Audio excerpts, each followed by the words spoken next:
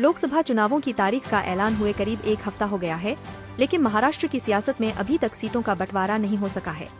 जहां महाविकास अघाड़ी गठबंधन में अभी तक सीट शेयरिंग फॉर्मूला तैयार नहीं हो सका है, तो वहीं पर यही हाल एनडीए गठबंधन वाली महायुति का भी है।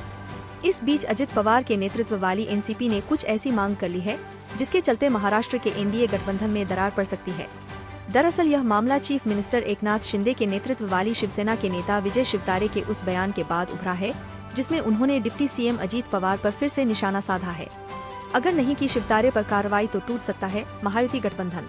शिवतारे के इस बयान के बाद रविवार को एनसीपी ने मुख्यमंत्री एकनाथ शिंदे से विजय को बाहर निकालने की मांग की है और अगर वो ऐसा नहीं करते हैं तो महायुति गठबंधन तोड़ने की भी धमकी दे डाली है।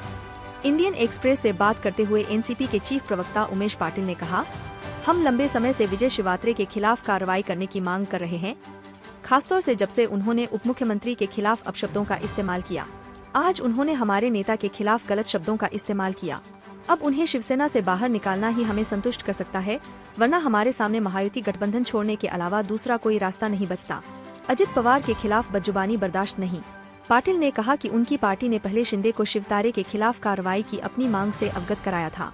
उन्होंने कहा, शिवसेना ने अब तक कोई कार्रवाई नहीं की है, इसलिए हम गंभीरता से विचार कर रहे हैं कि महायुति में रहना है या नहीं। बात बर्दाश्त की हद से आगे निकल चुकी है। हम किसी को भी अपने नेता की बेवजह और गलत तरीकों से निशाना बनाने की इजाजत नहीं दे सकते हैं।